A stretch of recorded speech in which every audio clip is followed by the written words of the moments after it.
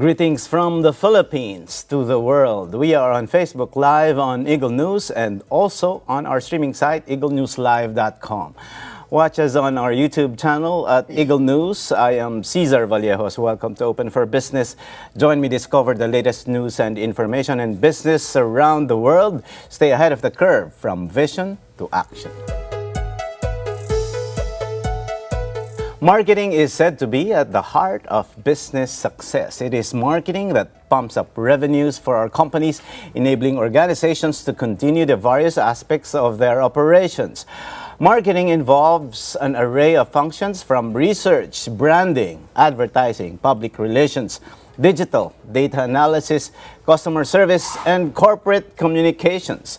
As Julie Brazel posted in the Paladin blog, when all of those functions blend together and support one another, companies can achieve healthy levels of consumer engagement and conversions from their target markets.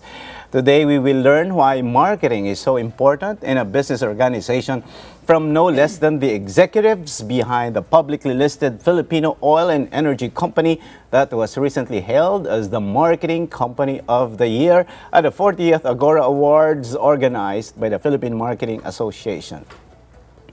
Before Scott James Rojas and Mark Salboro of Phoenix Petroleum join me in the set, here with me to provide real estate market updates is the CEO of Lobien Realty Group, Ms. Sheila Lobien. Ms. Sheila, thank you very much for coming to this. Thank you, brother, for having me here again.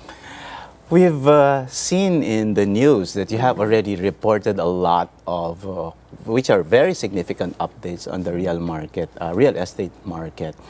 But a lot of the questions now are propping up, especially with what happened with the Taal eruption. Although, based on my latest interviews also with some thought leaders, the impact, as mentioned to you off-cam, was just small in terms of its impact to the GDP. But in your case, being a thought leader in the real estate business, what would be your advice to investors, property owners there?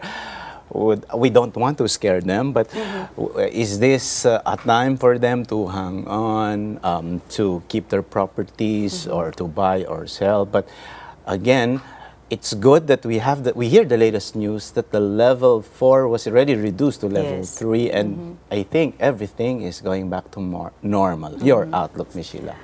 Specifically for Taal or that area, Tagaytay area, right now, of course, a lot of investors and even occupiers, the tenant side, they're very cautious in investing there. Definitely, it's because of what just recently happened.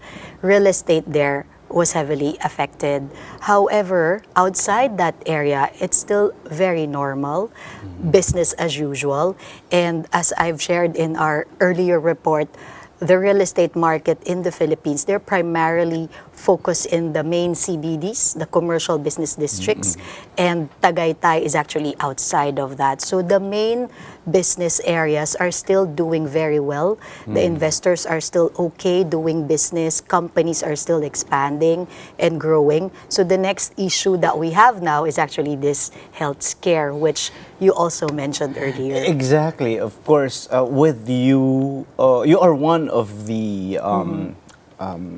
thought leaders again who paint this rosy picture of the Philippines, and of course you also travel from one country to another, and we also believe that it is very paramount that we go to these countries and invite them to come and visit the Philippines, and you yourself, you go to the different countries to promote the Philippines. But what do you think would be the impact of the latest coronavirus with foreign investments? And of course, a lot of people are, we want to appease them. But recently, I think it's the World Health Organization which declared that this is already a global epidemic. Yeah.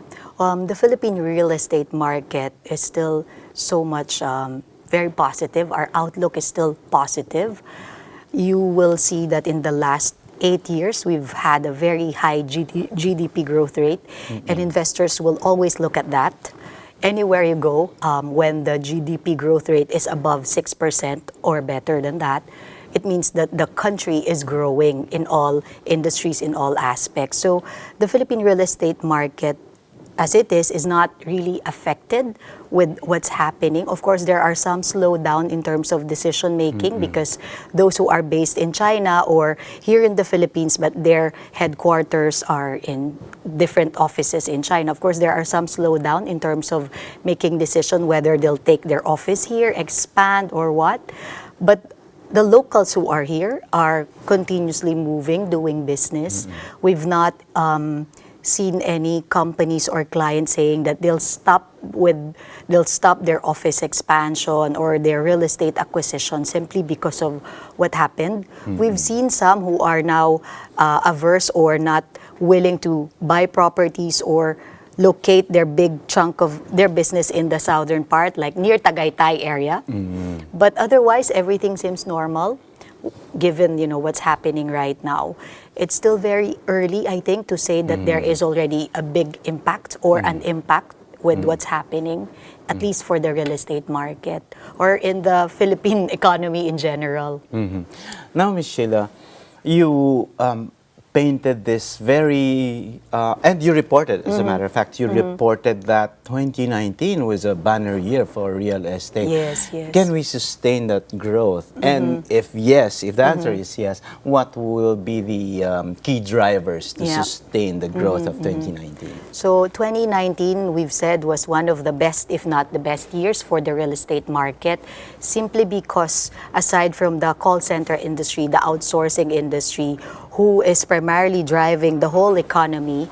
They're employing Filipinos, they're taking office spaces left and right. Magkano na ba yung, how much is the contribution now? Right now, in terms of take-up, when you look at the office take-up, which is actually one of the best barometers of the economy, meaning when office spaces are taken, jobs are being created in the market.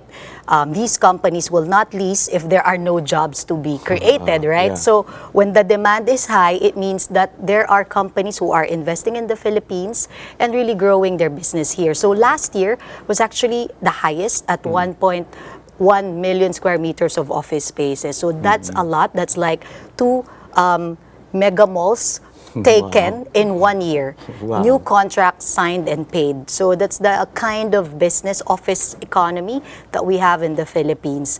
And the composition of that 1.1 million square meters, the biggest takers was the Chinese, the POGO, the Philippine online gaming operators.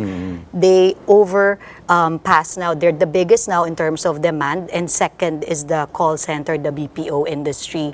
And then the third one would be the normal, traditional office clients, office tenants. So But do you those are think the that- 3 main drivers. Yeah, but do you think with the POGO, do you see any specific impact of the coronavirus? And with that, will you rethink the projection? The projection. Well, what's being supplied is actually taken. So with this one, since there are travel bans right now, we've heard some of our clients who are somehow affected temporarily because of the travel ban. Their employees who are from China cannot, of course, just come in here easily right now. They have to go through the series of checks and all that. But I believe once these are all, treated, done, and the government, and not just the Philippines, all over the world, they're working on fixing, curing, finding the best solution for what's happening And they're right fast. now. Kudos Yes, they are. to the doctors. They're who really are fast. there 24/7 finding things, looking at cures for what's happening right now.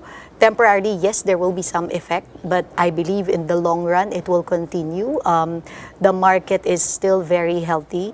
In Asia, in Southeast Asia, Philippines is one of the best economies, doing well. A lot of countries, not just, of course, Chinese, not just the China market, a lot of countries are interested in the Philippines, investing here and coming here in the Philippines.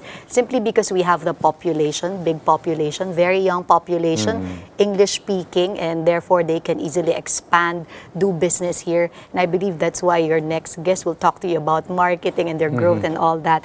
And there are a lot of companies who are like that, big local firms who are also expanding in the country. Now, there's a lot of areas in the real estate business. You have office, you have tourism, you have residential. So, what are the exciting things that are happening on a per sector basis? Of course, the office market is there all the time. Aside from that, the hotel, the dormitories, that segment is also growing because of the companies and all these foreign investors who are coming here in the Philippines.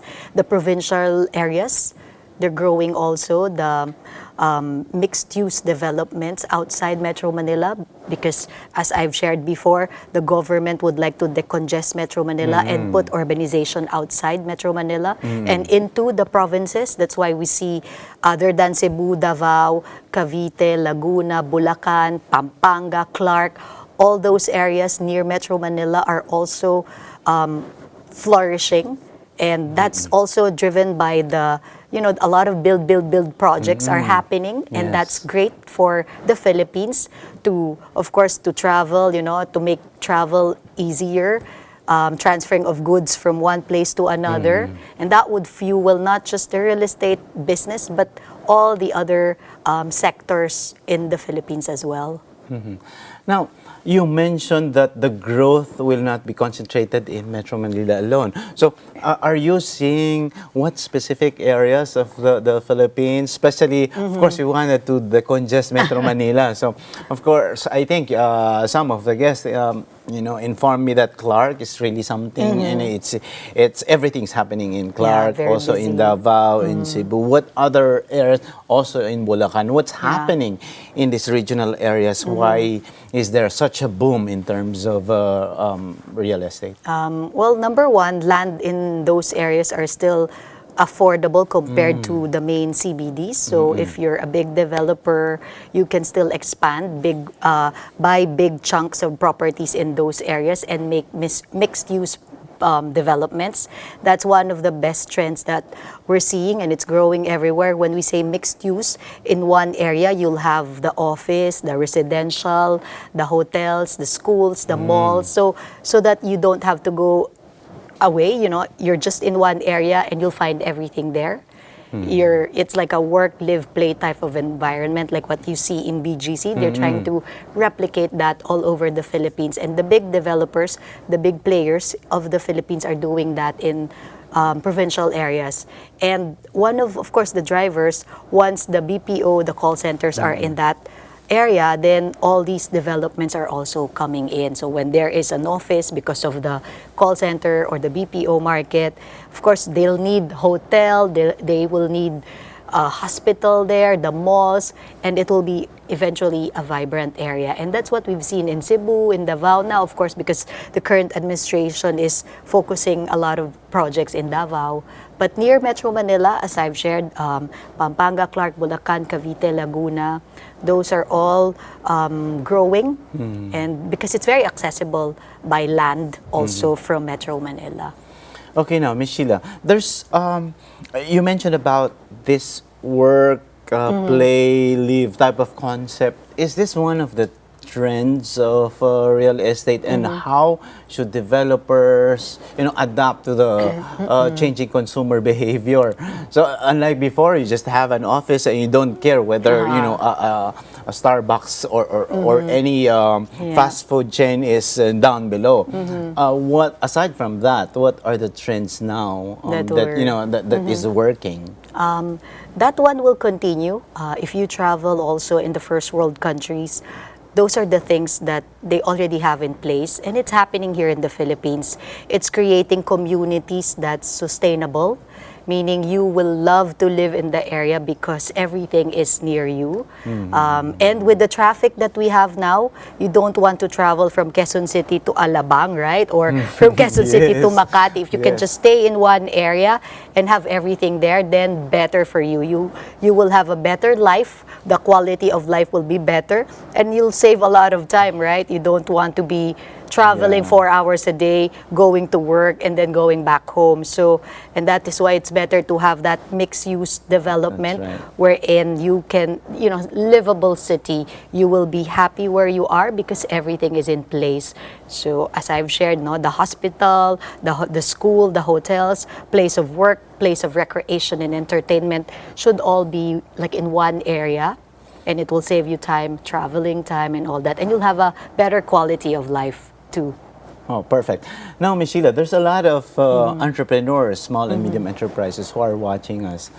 In case they will rent, they will invest in a property, they're looking for some properties or office spaces to find. What do you think are the key factors that they should consider, of course, to save cost, to save time, and what are your tips for our Yeah. small and medium business owners who want to really come up with a very good location for their businesses? If they're on the tenant side, meaning occupier side, they should think about their employees, right? First and foremost, the workplace or their employees' office, their location should be accessible, flood-free, and the convenience of the employees should be taken into account. Happy employees, of course, will produce better result, and in return will make your company grow. Yes. Now, if you're on the landlord side, the investor side, if you will acquire and buy properties, depending on your budget, but you always look at properties that has potential, higher potential to grow in terms of capital value. So right now it's very expensive. The land values in Metro Manila is quite high because of the demand. Everyone's buying, everyone's expanding. They want to own a piece of land. That's why even condominium rates now everywhere is so high.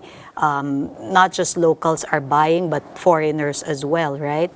So if you're an investor, you always look at potential area, growth areas, right? Wherein, how many years from now that property will escalate in value, and you have to look long term. Real estate is always a long term play. What about, Ms. Sheila, the idea of co-working? Because there's a lot of entrepreneurs who, of course, don't want to spend so much Yes, in their yes. operations, in buying their own spaces or renting a lot in terms of occupancy. So, is this a trend that that co-location, co-working spaces? Is this a trend that will continue? We believe so, yes, because like you said, co-working, co-sharing, co-living, etc. It's not really a new trend. It started long time ago. They called that before serviced office, instant office. Now they call it co-working. And that's because several companies or many companies right now, they prefer to use their capital instead of spending that capital in building their office.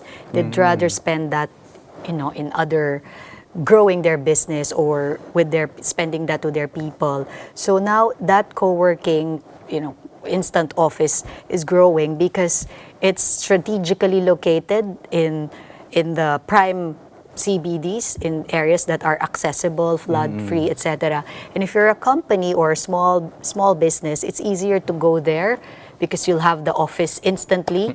All you have to bring is your laptop or Yes. your PC and you're good to go, and you just pay on a monthly basis. You can expand, you can shrink anytime. They're selling flexibility. It's a little more expensive than, building your office and amortizing the rent, but in the short term, it's better because you only pay for what you use. And it's growing, it's gonna be there. It's not just a trend. In fact, it's everywhere right now. Even the big developers are into this co-working type of environment wherein you only pay per seat.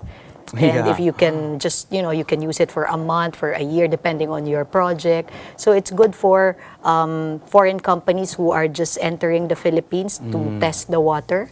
They can just rent on a monthly basis. And then when their business expands, then that's the time that they'll build their permanent place, their permanent office. So in terms of risk, they're putting the risk to that co-working developer. Wow, that is very insightful. We are lacking time now, but there is one more question, and I hope you can come back to explain it. But There are a lot of developments with REIT. Can you just briefly Yes. explain what REIT is and the issues behind Yeah. it? Well, right now, I've not reviewed the new governing laws. It's still not that clear, and I believe they are still polishing that.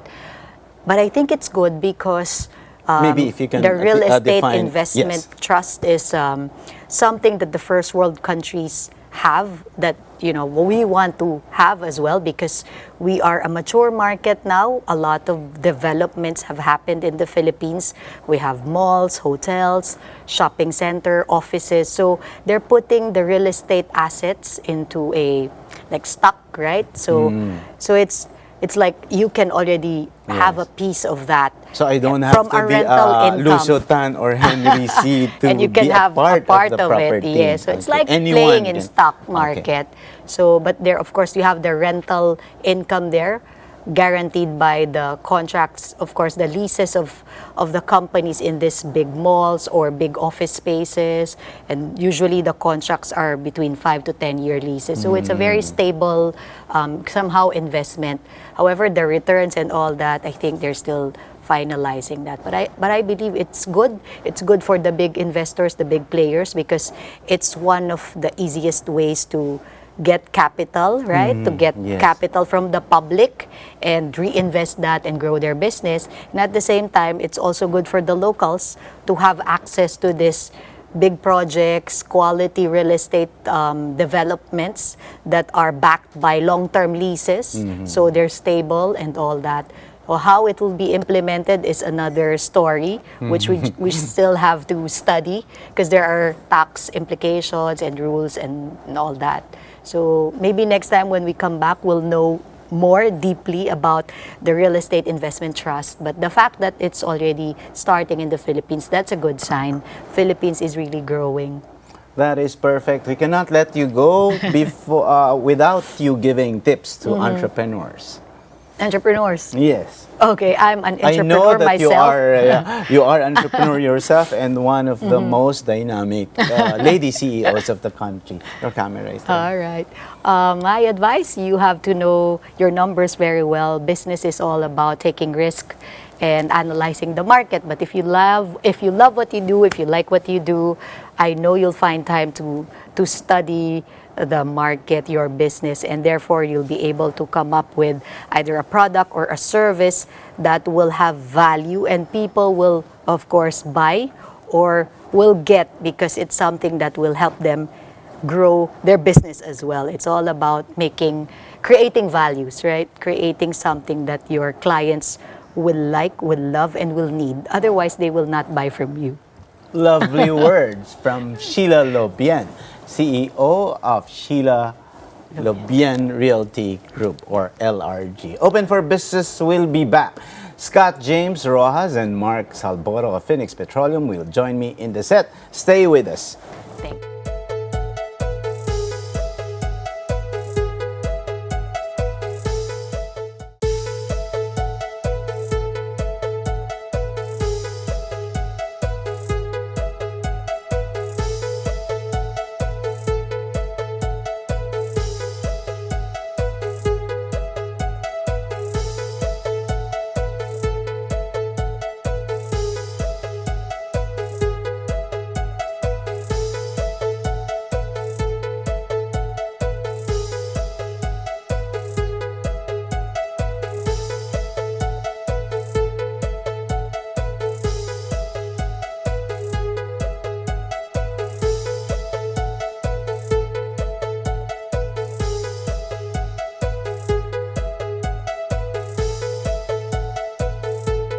Open for Business is back, and with me is Scott James Rojas, Corporate Communications Manager, and Mark Salboro, Category Marketing Manager of Phoenix Petroleum, the big winner of the Philippines' highest marketing distinction. Thank you very much for Thank you. coming Thank over. you. Salamat ng It's nice to be malaki. here. Our main discussion is the role of marketing, Yeah. The heart of business success. But as we were talking off-cam, ang dami nang nangyari sa marketing. So the landscape has changed already. But in your own experiences as millennials, what has changed in the marketing landscape? Well, right now, in this day and age, we're in, eto na, there are a lot of, I mean, the whole marketing landscape is very noisy already. It's very cluttered. I mean, every touch points that you go to, you always see a brand. Like, a perfect example, before, when you watch a movie, you only get to be entertained. Yes. Right now, when you watch a movie, there's a commercial within a movie. That's And then when right. you ride a MRT or you take the bus or a jeepney or you drive your car, you can always see brands around you. So it's very cluttered and very noisy around there.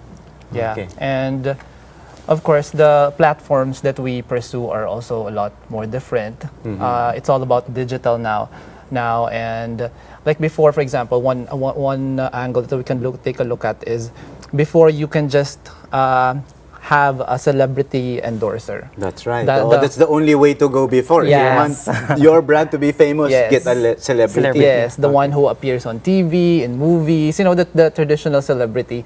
But nowadays, you can work with different influencers, those who are the natives of the digital platform, who are not necessarily, like, let's say, celebrities yet, but have a certain impact on your market. So the game is evolving, has evolved so much already. Yes, I like what you said, where you mentioned about this digital native, because there are two classifications now. Yeah. Please correct me, millennials, if I'm wrong. The first classification is digital native versus digital migrant.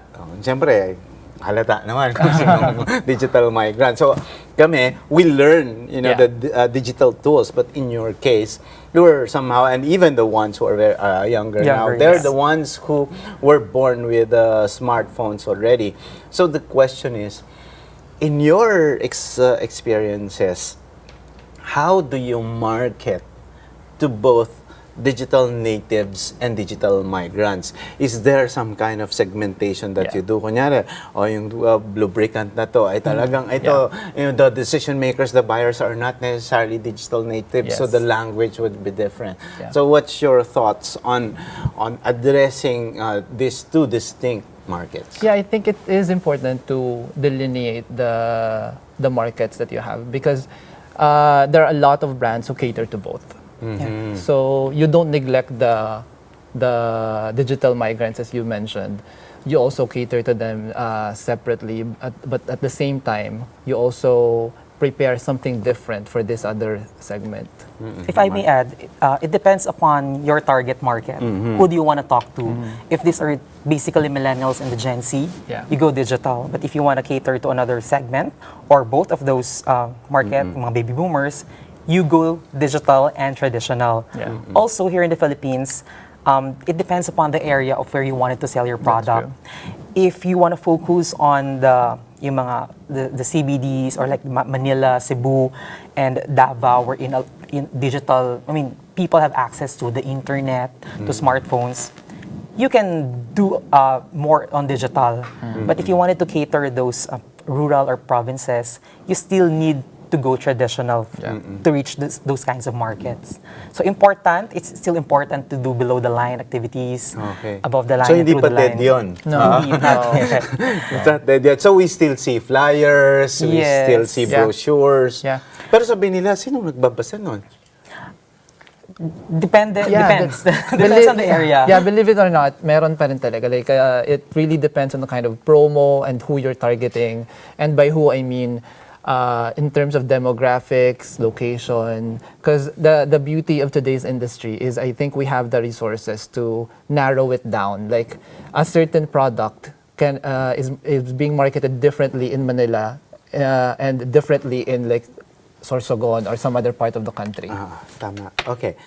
Interesting. I'll ask the two questions there. You mentioned earlier, Mark, about clutter. You said there's a lot of clutter already, di ba? Yes. When you ride an MRT, when you Yes. travel, when you go to ride a jeepney, and you see it A lot of everywhere. brands. Okay. Now, on the advertiser's point of view,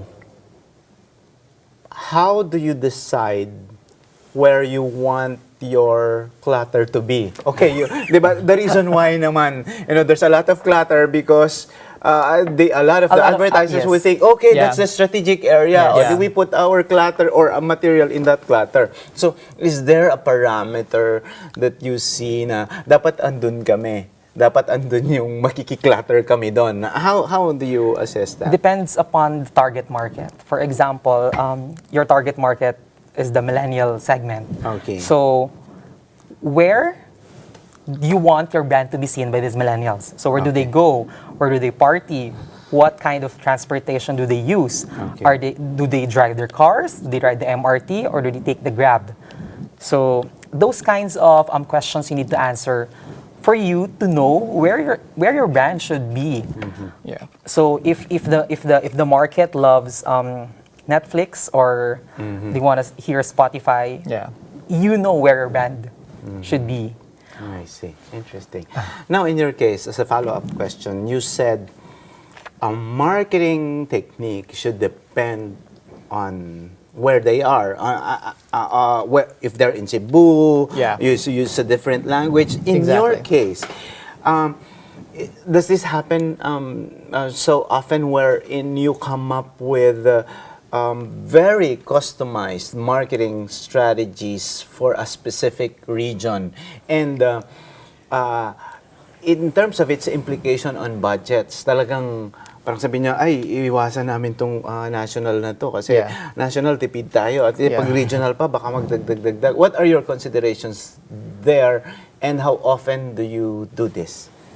Well, we have to check, we always have to refer to the numbers because sometimes it would puzzle you how a certain promo is working excellently in one particular area or in one particular segment and yet doing drastically different in another. Correct. So, of course, if it's not doing well there, then there has to be something wrong. And you take a look at that and then you make the necessary investments that, of course, are within the budget. So, that's mainly the consideration. For me, consideration would be where your product is available. So, Yeah. if your product is only available in certain areas, parang sayang if you go nationwide. So, we call in marketing na parang sayang tapon. Tapon because yung eyeballs who see your product, or see your brand or your commercial, tapon because they cannot buy the product. So, it's very important to strategize where to put your brand or who to communicate with.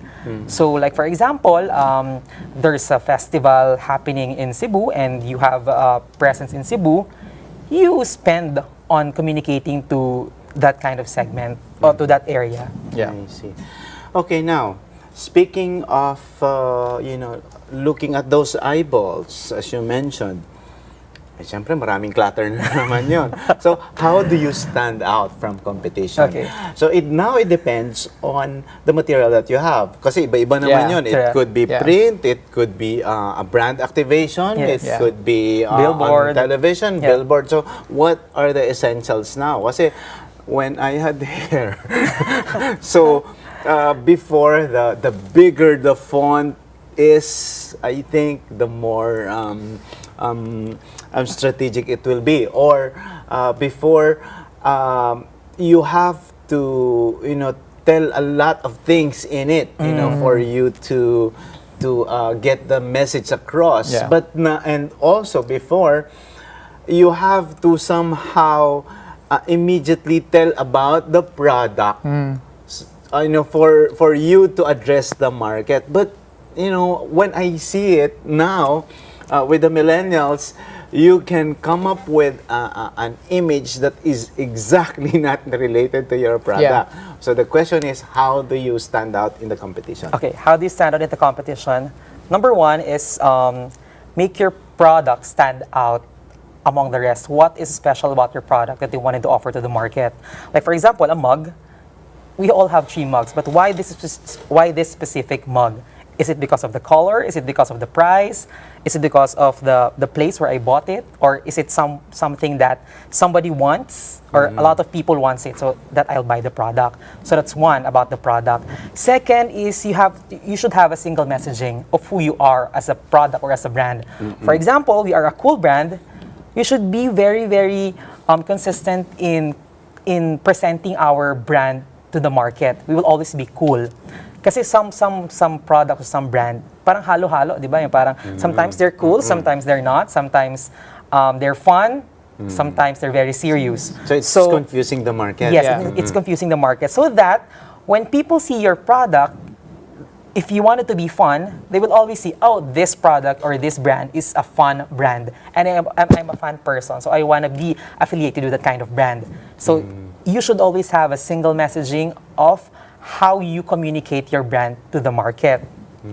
Number two, in this day and age of digital, we've seen a lot of commercials, seen a lot of brands. It is very, very important that you should be very, very creative of how you execute things.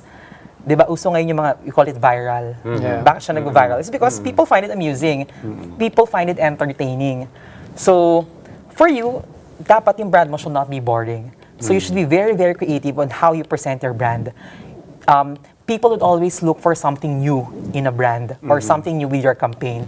So, if you will just be your campaign will just be another one of those, makakalimutan ka nila. You will not stand out. So, you should always catch the attention of the people.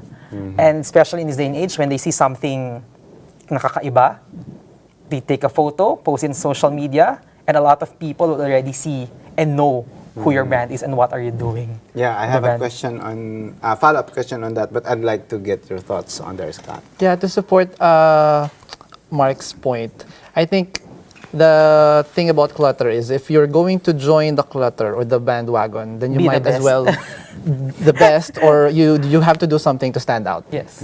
So Be different. Yeah, one good example is Mark's brand, Super LPG, which is part of the entry that won the Agora Awards.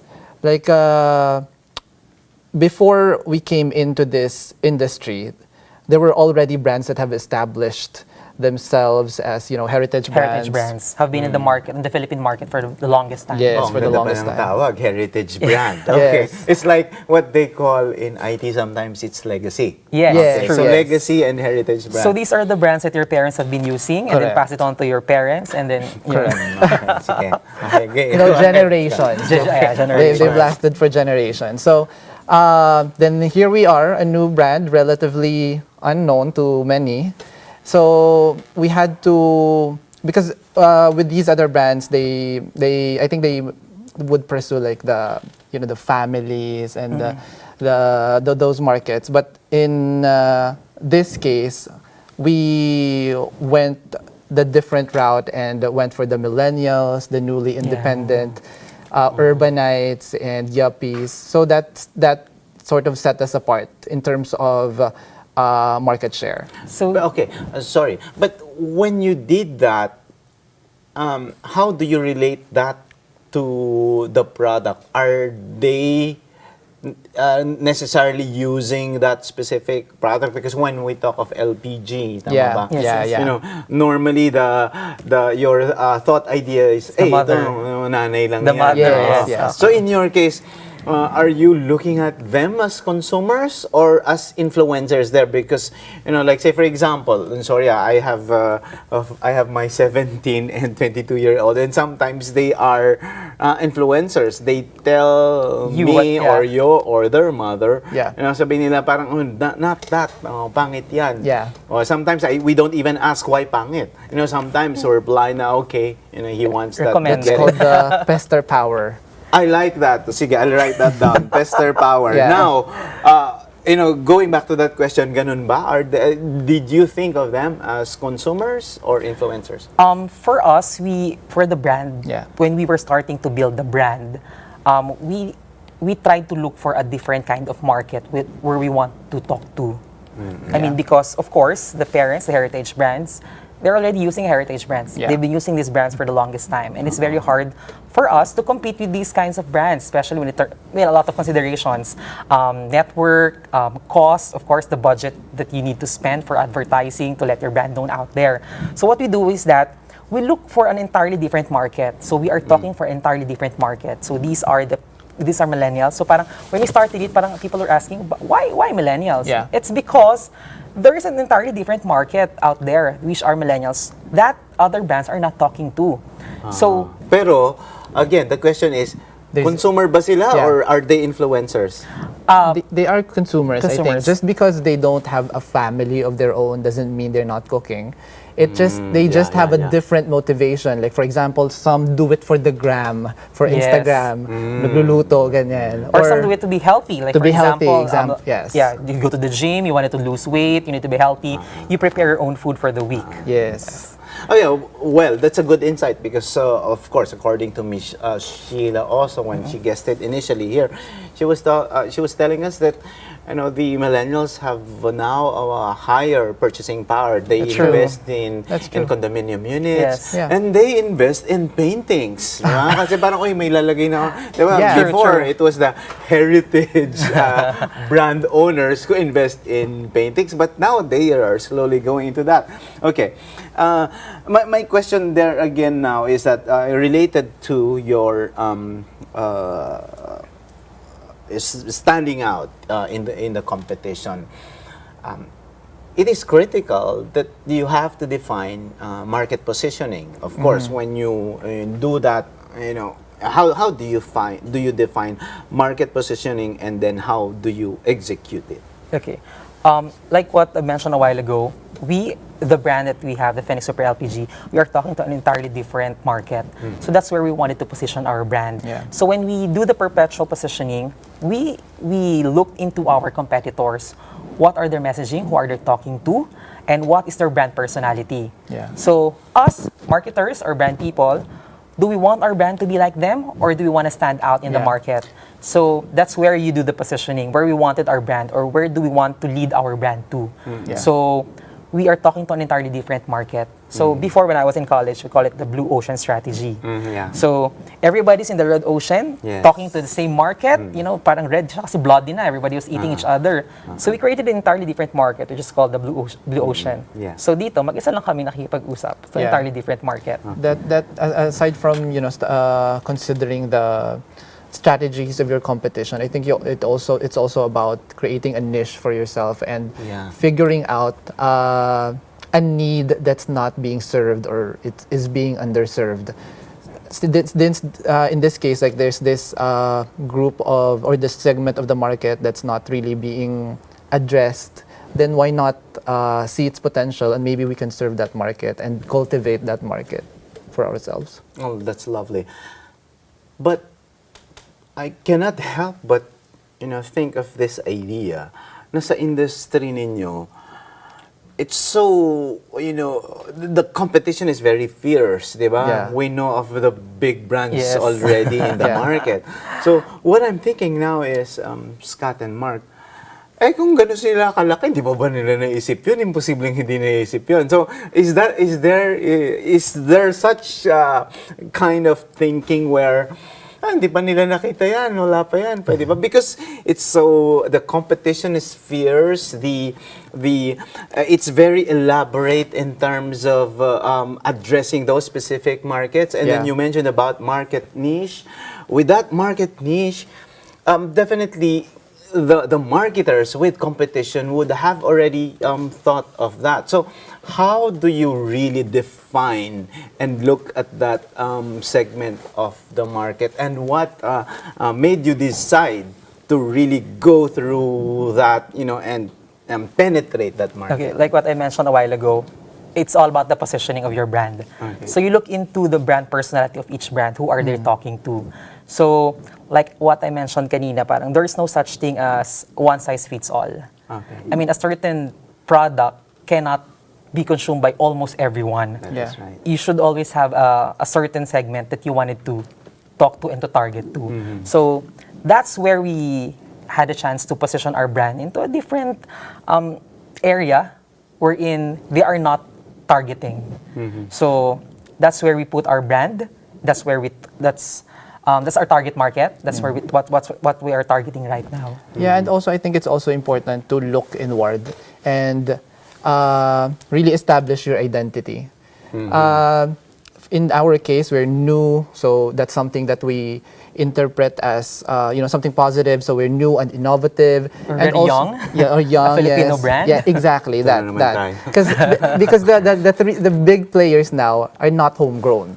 We are homegrown, so that's something that sets us apart already. Well, is that one kind of positioning Yes. that you established it as homegrown? Yes, because hashtag Filipino pride, diba? Pinoy pride. So that's one angle that we can look at and also use to market the brand, because it does give you some sort of pride that this homegrown brand, which started really small, is now evolving into something so big that you would think, wow, okay, galing pala to ng Davao lang, Yes. maliit lang. And right now But we have presence in Singapore and in Vietnam. Wow, wow. Okay, okay. We're almost wrapping up, but my question now is, in your specific industry, di ba sabi nila parang an apple is an apple is an apple. So Yeah. parang dito, fuel is fuel. Yeah. So anong pagkakaiba? So is that the role now of marketing? Yes. To make sure that you put something in it. Yes. Pero ano nga ba ang kakaiba doon? Well, Okay. I have to agree with you that an apple is an apple is an apple. Yeah. So, what does this apple stand out from the rest of the apples? Yeah. Is it the size? Is it the color? As you can see, there's a green apple, there's a red apple, or you can have a blue apple if you want to.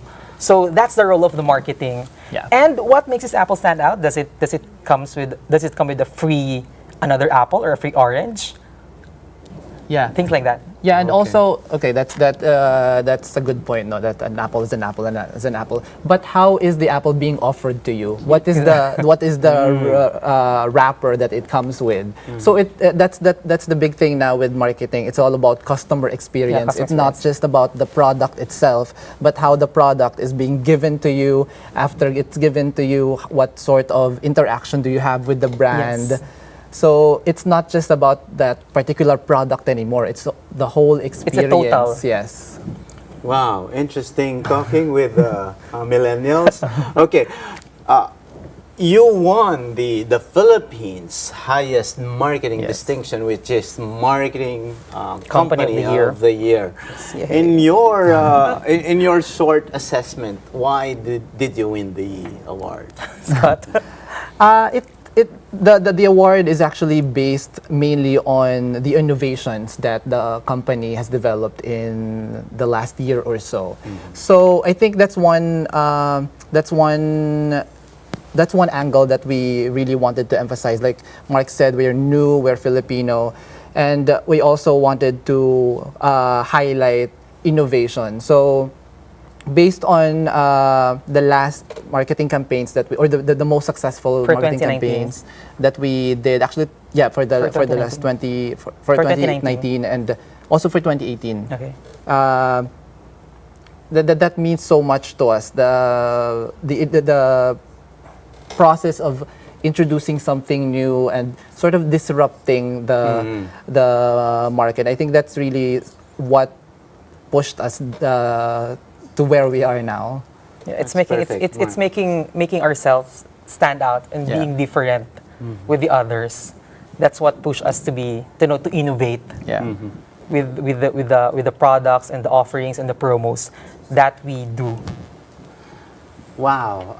I think these millennials have to be back here with Open for Business, and I hope you will join us in the Open for Business Forum so you can share your thoughts to a larger audience. That's Scott James Rojas and Mark Salboro of Phoenix Petroleum. Open for Business will be back. Stay with us.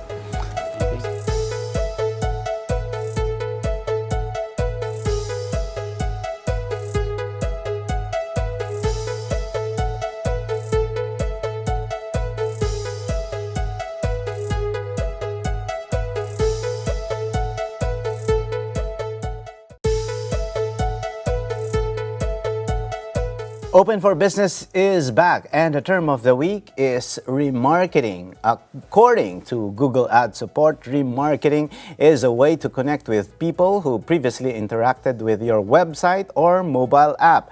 It allows you to strategically position your ads in front of these audiences as they browse Google or its partner websites.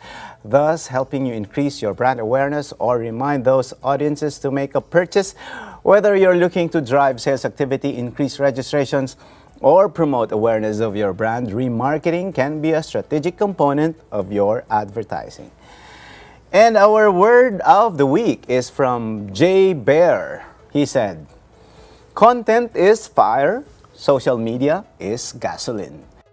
Thank you for watching Open for Business. Join us again in the next episodes of Open for Business for more insights from CEOs, thought leaders, and industry experts promoting business development in the Philippines. See you again every Saturday and Sunday here in Open for Business, where we discuss business information, deliver the latest business news to keep you informed and open for business, and be ahead of the curve from vision to action. You're on Facebook Live on Eagle News, and you can watch us again in the video section of the Eagle News Facebook page and on eaglenewslive.com. Subscribe to our YouTube channel at Eagle News. We're open for business. This is Cesar Vallejos. Have a great day.